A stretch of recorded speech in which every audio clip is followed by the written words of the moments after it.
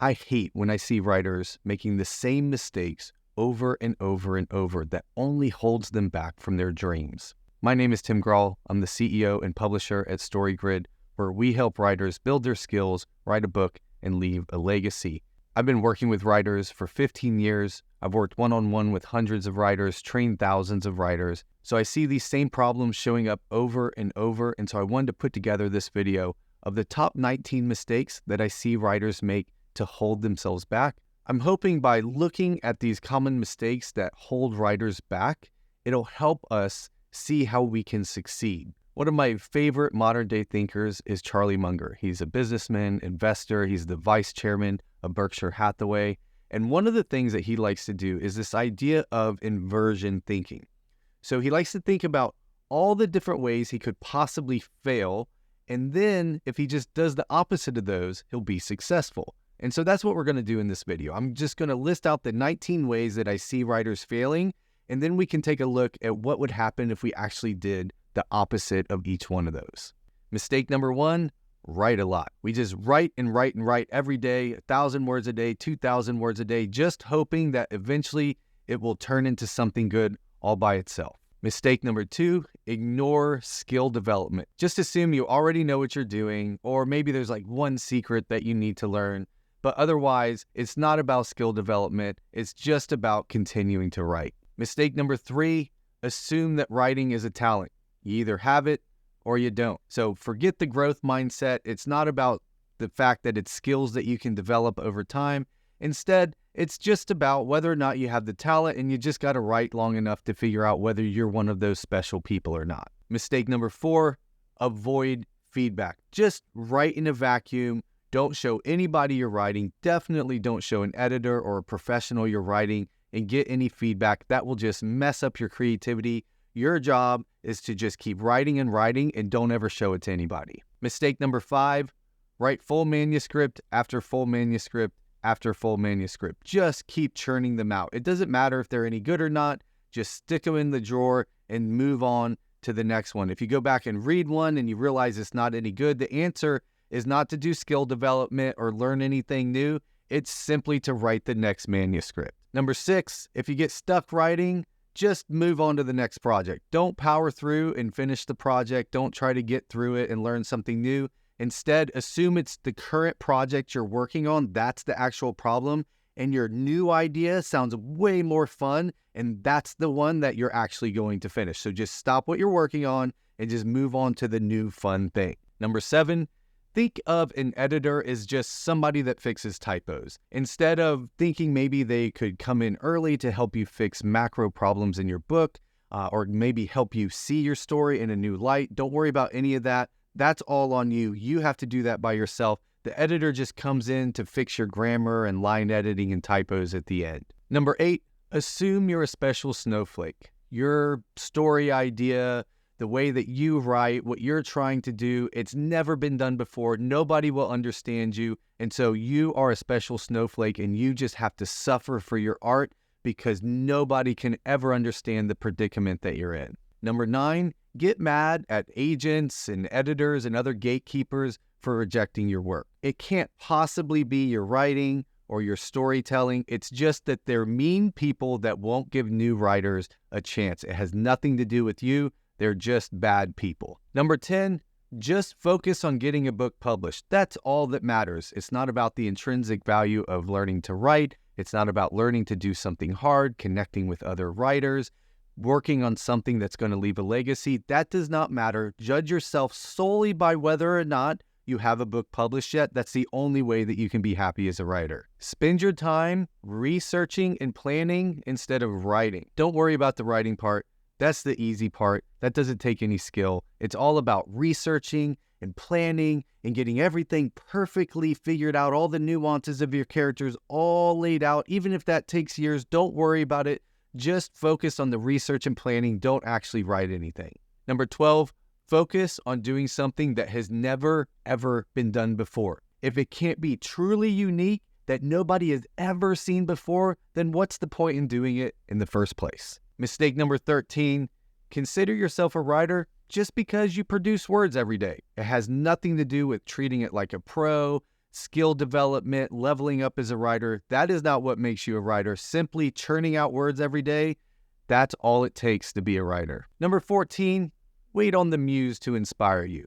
There is no point in writing without the muse coming in and giving you that dose of inspiration. If you do it otherwise, it'll just be a wasted time and you'll just be writing stuff down that you're going to throw away anyway. So just wait until you're inspired before you write. Mistake number 15, just rely on the muse. Don't worry about story structure. Don't worry about learning anything about the right way to tell stories. That's just going to confine your creativity. It's just going to hold you back. So don't worry about anything about story structure. Just follow the muse and write whatever pops into your head. Mistake number 16, think of writing as a product instead of a process. Focus all your energy on writing and publishing a book and making money. What's the point of doing this otherwise? Mistake number 17, treat your first book as if it's the last book you'll ever write and just pack every possible idea you've ever had about writing into that one book. Make sure that you put everything in there, every character you've ever thought of,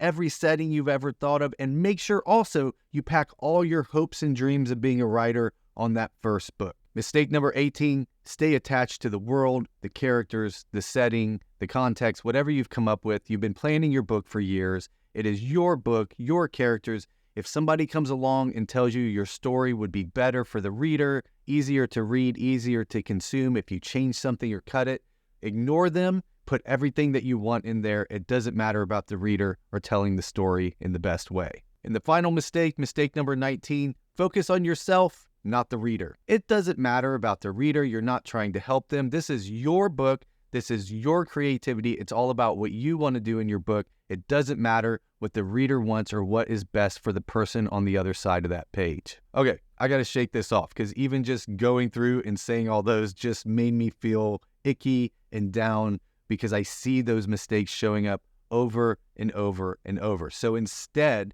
we're going to look at the opposite of those. So I listed out the 19 mistakes I see writers make over and over and over.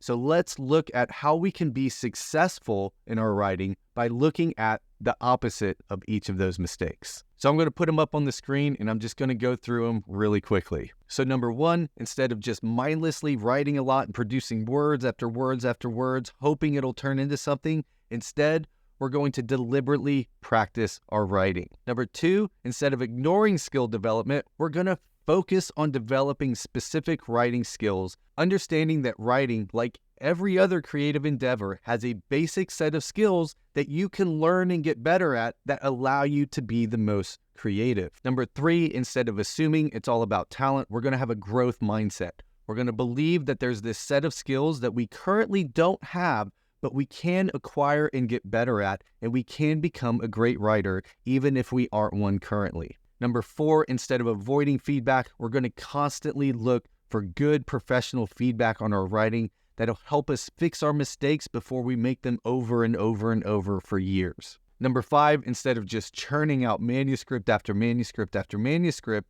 we're going to focus first on learning how to write great scenes before we move on to try to write manuscripts. Number 6, we get stuck on a project and we immediately start thinking about that new, better story idea that we had. And so we want to jump over to that. Instead of that, we're going to realize that it's not the idea that's the problem. It's our ability to execute. So again, we're going to go back to practicing skills so that we can finish the projects that we start. Number 7, instead of thinking of editing as just somebody that comes along to fix the errors in your book at the end, we're going to understand that a great editor helps us fix our story before we even write it. Having an editor along for the ride from the very beginning gives us a chance to reduce the number of rewrites and help us get better at storytelling instead of just writing manuscript after unworking manuscript. Number 8, instead of assuming we're a special snowflake, we're going to assume we're just like everybody else, which is a good thing. That means we can get help with what's not working. We can level up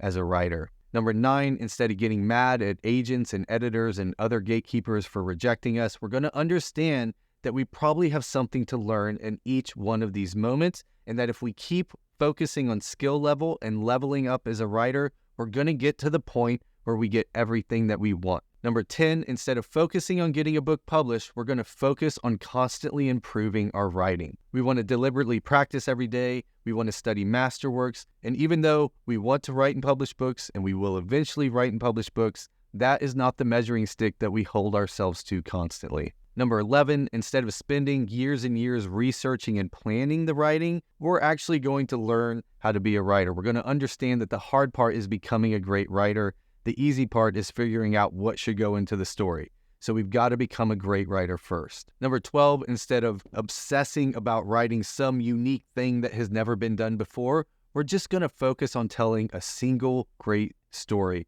And understand it's not about being something unique. It's about writing something that readers love. And number 13, instead of saying we're a writer just because we churn out words every day, we're going to understand that just producing words isn't what makes us a writer.